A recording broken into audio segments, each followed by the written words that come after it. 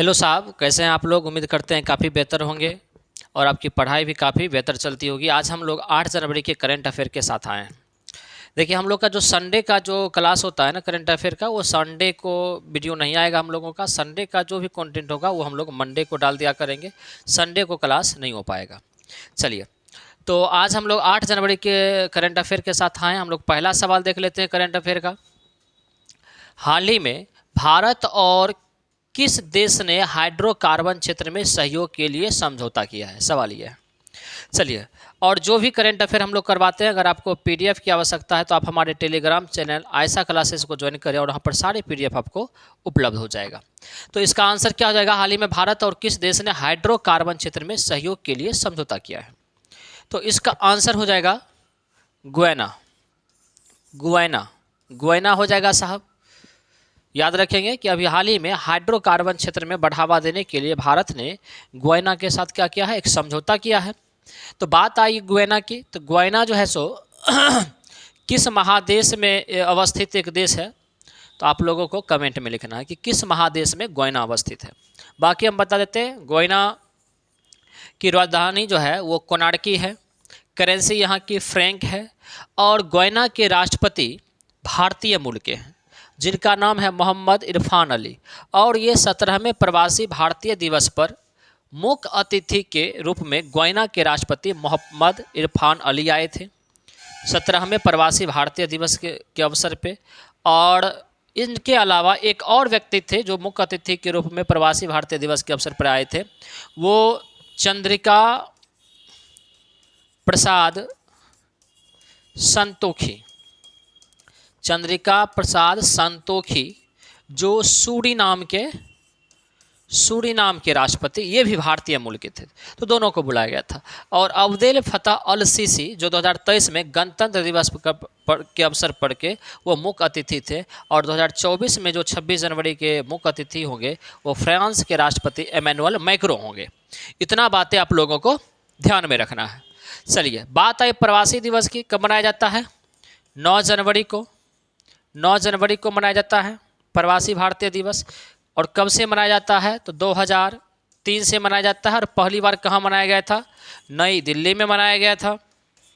प्रवासी भारतीय दिवस क्यों मनाते हैं, क्योंकि 9 जनवरी 1915 को गांधी जी भारत लौट करके आए थे और उनके स्वदेश आगमन के अवसर पर ही हम लोग 2003 से प्रवासी भारतीय दिवस मनाते हैं। और जो प्रवासी भारतीय, जो भारतीय भारत से बाहर दूसरे देश में रहते हैं, तो ऐसे भारतीयों को प्रवासी भारतीय कहा जाता है और उनके सम्मान में हम लोग इसको मनाते हैं। तो पूछा जाएगा 2023 में प्रवासी भारतीय दिवस कहाँ मनाया गया, तो बोल देंगे हम लोग कहाँ पर मनाया गया, इंदौर में मनाया गया। सर, इतना पॉइंट्स हम लोगों को ध्यान में रखना है। नेक्स्ट हमारा सवाल है कि हाल ही में किसे फेडरल रिजर्व बैंक के निर्देशक मंडल में शामिल किया गया है। तो इसका आंसर हो जाएगा साहब doctor Rajiv Shah.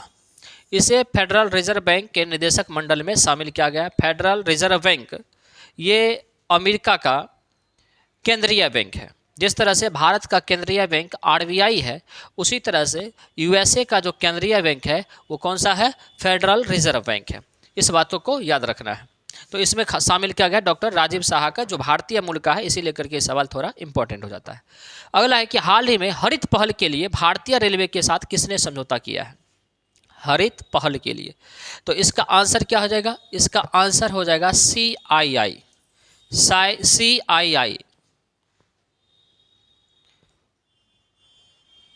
Corporation of Indian industries, इसका फुल फॉर्म हो जाएगा कॉर्पोरेशन ऑफ इंडियन इंडस्ट्रीज। इस बात को याद रखेंगे, पर्यावरण को बढ़ावा देने के लिए इस तरह की बातें की गई हैं। अगला सवाल है कि हाल ही में किसने 5 किलोमीटर दौड़ में महिलाओं का विश्व रिकॉर्ड तोड़ा है। महिलाओं का विश्व रिकॉर्ड मतलब 5 किलोमीटर की जो दौड़ होती है, सबसे कम समय में दौड़ करके ये दुनिया के सारे रिकॉर्ड को तोड़ दिया है। और इनका नाम क्या है साहब, तो इनका नाम है बिट्राइस सेट। बिट्राइस सेट हैं। कहाँ के हैं ये केनिया के हैं। ये केनिया के हैं। इन्होंने 14.13 मिनट में 5 किलोमीटर की दौड़ को पूरा करके पूरे दुनिया में रिकॉर्ड स्थापित किया। बात आई केनिया की, तो याद रखेंगे केनिया की राजधानी कहाँ है, नैरोबी। केनिया की राजधानी कहाँ है, नैरोबी। और केनिया किस महादेश में अवस्थित है, तो अफ्रीका महादेश में। किस महादेश में, अफ्रीका महादेश में। चलिए साहब, इतना पॉइंट्स हम लोगों को ध्यान में रखना है। हाल ही में किसके द्वारा पृथ्वी विज्ञान योजना का अनावरण किया गया? तो अभी हाल ही में पृथ्वी विज्ञान योजना का अनावरण जो किया गया वो माननीय प्रधानमंत्री नरेंद्र मोदी के द्वारा किया गया। इस पॉइंट्स को याद रखेंगे। इन्होंने मोपा अंतर्राष्ट्रीय हवाई अड्डा का अनावरण कहाँ किया था? गोवा में किया था, जिसका नाम मनोहर पारिकर हवाई अड्डा कर दिया गया। अभी हाल ही में जो दुनिया का सबसे बड़ा ध्यान केंद्र है उनका भी उद्घाटन इन्होंने किया है। तो ये सारे पॉइंट्स हम लोगों को ध्यान में रखना है। चलिए, बाकी आप देख रहे हैं ओम प्रकाश बिरला, ये हमारे लोकसभा के वर्तमान अध्यक्ष हैं। लोकसभा अध्यक्ष कहाँ से हैं? राजस्थान से। और इनका पूछा जाएगा लोकसभा सीट कौन सा है, कहाँ से जीत कर के आए हैं? तो कोटा से। इस पॉइंट को याद रखेंगे। द्रौपदी मुर्मू राष्ट्रपति हैं, जगदीप धनखड़ ये उपराष्ट्रपति हैं। इतना पॉइंट्स हम लोगों को ध्यान में रखना है।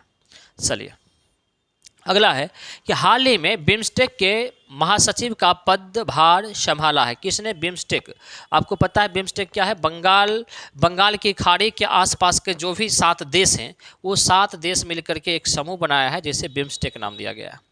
ठीक है, जिसमें भारत, थाईलैंड, ये सारे म्यांमार, ये सारे देश आते हैं, 7 देश आते हैं, याद रखेंगे इसमें। और इसके जो वर्तमान बन चुके हैं वो कौन बने हैं? इंद्रमणि पांडे। कौन बने हैं? इंद्रमणि पांडे। पूछा जाएगा बिम्स्टेक की स्थापना कब हुआ था, तो क्या बोलेंगे हम लोग? बिम्स्टेक की स्थापना कब हुआ था? आपको कमेंट बॉक्स में लिखना है कि बिम्स्टेक का स्थापना कब हुआ और 2023 में बिम्स्टेक की बैठक कहाँ हुई थी। इतना पॉइंट्स आपको कमेंट में लिखना है। चलिए, हाल ही में भारत सरकार किस देश में भारत पार्क बनाने की योजना बनाई है? भारत पार्क बनाने की योजना किस देश में बनाई है? तो इसका आंसर हो जाएगा साहब यूएई। इसका आंसर हो जाएगा यूएई। चलिए, अब बात आई यूएई की, तो याद रखेंगे हम लोग भारत एवं यूएई के बीच डेजर्ट साइक्लोन 2024 युद्धाभ्यास राजस्थान के थार मरुस्थल में हुआ है। थल सेना का ये युद्धाभ्यास था। पीएम मोदी अबू धाबी में बाप्स हिंदू मंदिर का उद्घाटन करेंगे। कहाँ? अबू धाबी में हिंदू मंदिर बन रहा है अबू धाबी में, जिसका नाम है बाप्स हिंदू मंदिर। दुनिया का सबसे बड़ा सिंगल साइट सौर ऊर्जा जो है सो कहाँ स्थापित किया गया है? यूएई में किया गया है। सीबीएसई जो है ना, जो एक बोर्ड है भारत में, शिक्षा का बोर्ड, वो यूएई में क्या करेगा? प्रशासनिक कार्यालय को खोलेगा। और बात आई यूएई की, तो यूएई का अगर पूछा जाएगा कि वहाँ के राष्ट्रपति कौन है, तो शेख मोहम्मद बिन जायद अल नहयान। याद रखेंगे साहब इतना पॉइंट्स। चलिए, अगला है कि हाल ही में कौन सा देश अगले 10 वर्ष तक भारत को 10,000 मेगावाट, एमयू नहीं मेगावाट बिजली निर्यात करेगा? तो यह समझौता किस देश के साथ हुआ है कि भारत को निर्यात करेगा? तो इसका आंसर हो जाएगा साहब नेपाल जो होगा अगले 10 साल तक 10,000 मेगावाट की बिजली का क्या करेगा? निर्यात करेगा। बात आई नेपाल की, तो याद रखेंगे नेपाल के साथ भारत की कुल सीमा कितना किलोमीटर का? 1751 किलोमीटर का है। ठीक है, बिहार का कौन कौन सा जिला नेपाल के साथ लगता है, इसको भी याद रखना है। पश्चिमी चंपारण,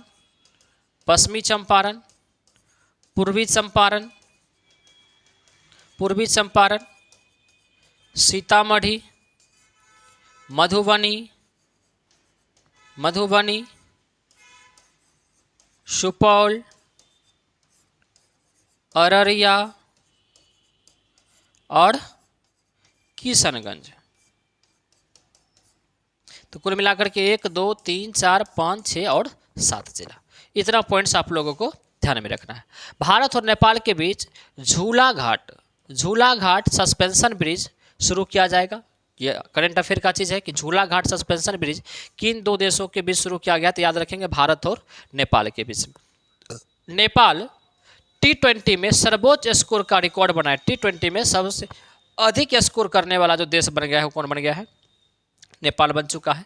आधिकारिक तौर पर समलैंगिक विवाह को मान्यता देने वाला दक्षिण एशिया का पहला देश कौन बन चुका है? नेपाल बन चुका है समलैंगिक में। जबकि हमारे यहाँ सुप्रीम कोर्ट क्या था कि आपको बताए भी थे, मंथली में करंट अफेयर में पढ़ाए भी थे कि सुप्रीम कोर्ट ने अपना जजमेंट दिया है कि कोई भी जो ट्रांसजेंडर है, ये समलैंगिक विवाह करने वाले जो व्यक्ति हैं, वो क्या करेंगे?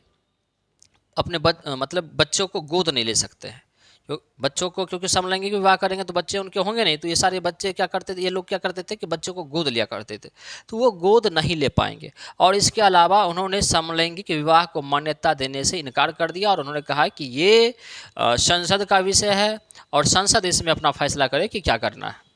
चलिए साहब, लेकिन उन्होंने फैसला देने से इनकार कर दिया, लेकिन इतना बात जरूर बोला है कि बच्चों को ये गोद नहीं ले सकते हैं। अगला सवाल है कि भारतीय ओलंपिक संघ के सीईओ किसे चुना गया है या किसे नियुक्त किया गया है, तो इसका आंसर हो जाएगा साहब रघुराम अय्यर। चलिए, बात आई भारतीय ओलंपिक संघ की, तो भारतीय ओलंपिक संघ की पहली महिला अध्यक्ष अगर पूछा जाए तो हम बोलेंगे पीटी उषा। पीटी उषा को उड़न पड़ी भी कहा जाता है, उड़न पड़ी। और ये जो है एथलेटिक्स है, धावक हैं, ये याद रखिएगा, धावक हैं ये। 2024 में ओलंपिक जो होगा कहाँ होगा, ग्रीष्मकालीन ओलंपिक पेरिस में होगा।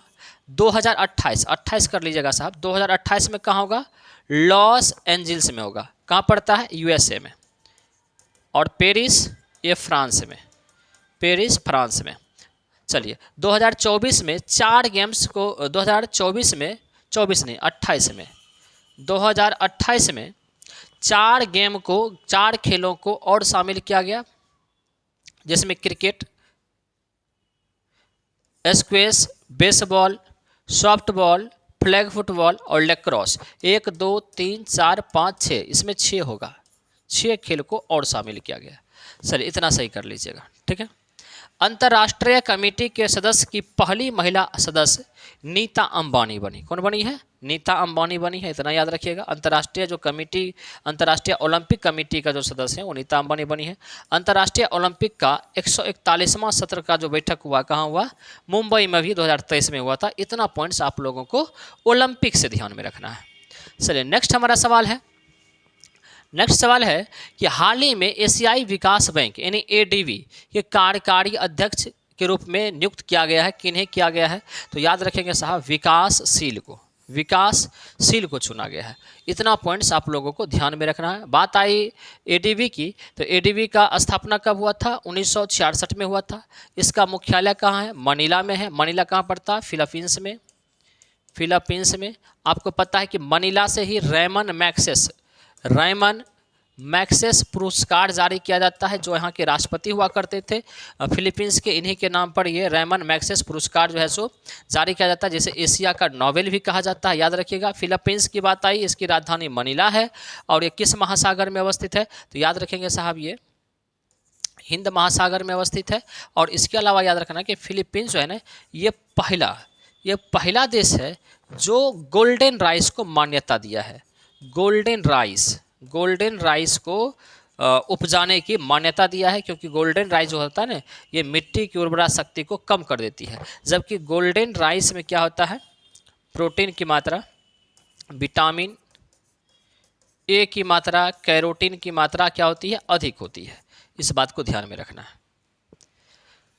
अगला सवाल है कि जनवरी 2024 में जल्लीकट्टू कार्यक्रम का आयोजन कहाँ किया गया साहब, तो ये हो जाएगा तमिलनाडु में। जल्लीकट्टू तमिलनाडु में। ये जल्लीकट्टू कार्यक्रम जो है, क्या होता है कि एक सांड को खुला छोड़ दिया जाता है लोगों के झुंड में, और उसके जो सींग होते हैं ना, सींग में ना एक लाल कपड़ा बांध दिया जाता है, और जो भी व्यक्ति उस सांड को पकड़ करके उस लाल कपड़ा को खोल देता है, उसे जो है सो विजेता घोषित किया जाता है। और इसमें कई लोग मारे भी जाते हैं, इसे लेकर के कई बार इस पर रोक भी लगाया गया, लेकिन वहाँ की एक धार्मिक एक तरह से समझिए कार्यक्रम है, जिसके कारण फिर से इसको चालू भी किया गया। चलिए, नेक्स्ट हमारा सवाल है कि T20 में 3000 रन पूरे करने वाली दूसरी भारतीय महिला कौन बनी है। 3000 रन, T20 खेलों में 3000 रन पूरा करने वाली दूसरी भारतीय जो बन चुकी है वो स्मृति मंधाना बन चुकी है, स्मृति मंधाना। और पहले स्थान पर अगर पूछा जाए तो पहले स्थान पर हरमनप्रीत कौर होगा, पहले स्थान पर हरमनप्रीत कौर होगा, और दूसरे स्थान पर कौन हो गई, स्मृति मंधाना हो गई। अगर पुरुष में पूछा जाए कि पुरुष में पहले स्थान पर कौन है जो T20 में 3000 रन बनाए, तो इसमें भी 2 भारतीय हैं, एक विराट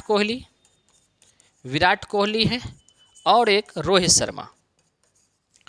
शर्मा। तो कुल मिलाकर के अगर बात करें तो अब जो स्मृति मंधाना है ये चौथे, अगर ओवरऑल महिला पुरुष को मिला करके देखें तो चौथे नंबर की खिलाड़ी बन चुकी हैं, जबकि महिला की बात किया जाए तो ये दूसरे नंबर के खिलाड़ी बन चुकी हैं, याद रखिएगा साहब। चलिए नेक्स्ट सवाल है कि हाल ही में किस राज्य के सिमलीपाल काई चटनी को जीआई टैग दिया गया है। सिमलीपाल काई चटनी को जीआई टैग दिया गया है, तो इसका आंसर हो जाएगा साहब उड़ीसा। उड़ीसा हो जाएगा साहब। ये सिमलीपाल काई चटनी जो है ना, ये जो लाल चींटी होती है ना, उस चींटी से जो है सो बनाया जाता है चटनी। जो लाल चींटी होती है, जो मतलब आप देखते हैं कि जो जो काट लेता है तो बहुत जलन देता है, तो उस लाल चींटी से ना ये चटनी बनाई जाती है। कौन सी चटनी? सिमलीपाल काई चटनी। और उस चटनी को क्या मिला है? जीआई टैग मिला है। तो याद रखिएगा, बात आई सिमलीपाल, तो सिमलीपाल अभ्यारण्य अगर पूछा जाएगा, सिमलीपाल अभ्यारण्य ये भी कहाँ है? उड़ीसा में है। भीतरकनिका, भीतरकनिका अगर पूछा जाएगा अभ्यारण्य कहाँ है, तो ये भी उड़ीसा में है। ये किसके लिए प्रसिद्ध है? तो कछुआ के लिए प्रसिद्ध है। Satkosia tiger reserve, Satkosia tiger reserve पूछा जाएगा कहाँ पर है, तो ये भी उड़ीसा में है। चिल्का झील, जो भारत का सबसे बड़ी खाली पानी का झील, चिल्का झील पूछा जाएगा कहाँ है? उड़ीसा में है। और पूछा जाएगा चिल्का झील किस प्रकार का झील है, तो हम लोग बोलेंगे ये लैगून झील का उदाहरण है। किसका झील है? लैगून झील का उदाहरण है। और ये खारे पानी की झील है। किस पानी की झील है? खारे पानी की झील है। इतना पॉइंट्स आप लोगों को ध्यान में रखना है। चलिए साहब, इसके साथ ही आपका जो डेली करंट अफेयर का सवाल था वो समाप्त होता है। कल हम फिर मिलेंगे अगले करंट अफेयर के साथ। तब तक के लिए थैंक यू, टेक केयर।